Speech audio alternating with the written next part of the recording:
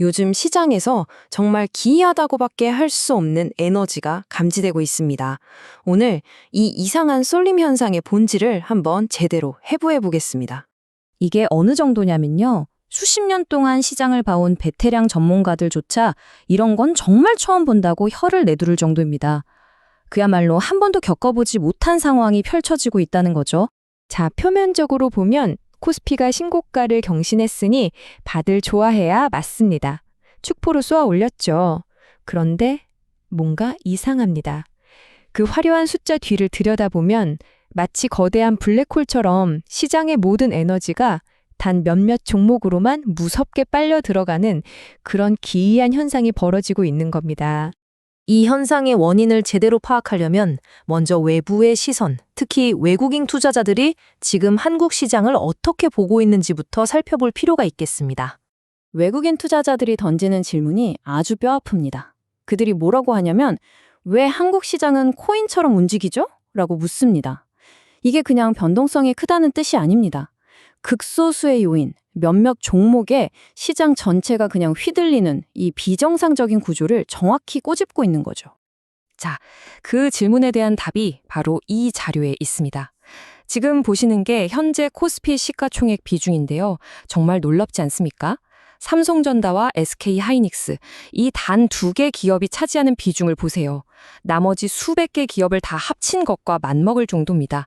이것이 바로 외국인들이 코인 같다고 말하는 이 쏠림 현상의 냉정한 현실인 겁니다. 네, 결론은 명확합니다.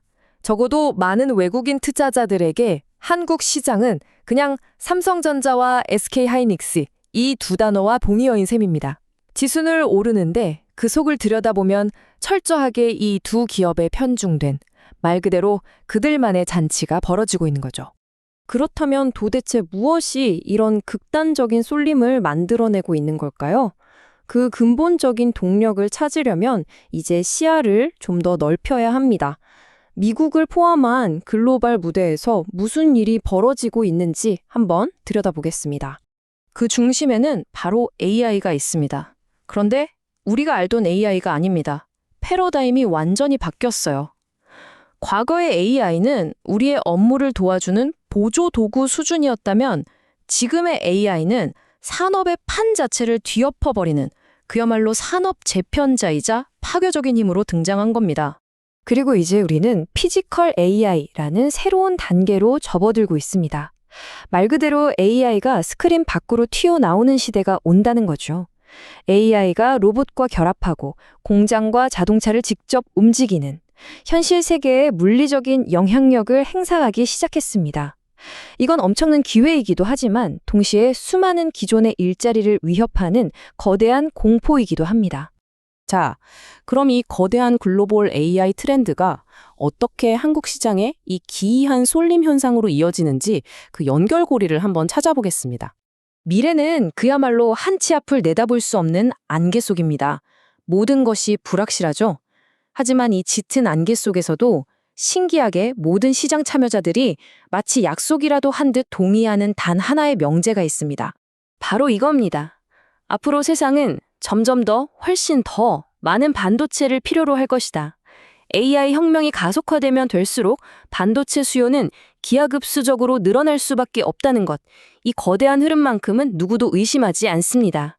그리고 이것이 바로 지금 시장의 모든 돈이 향하고 있는 유일한 확실성입니다.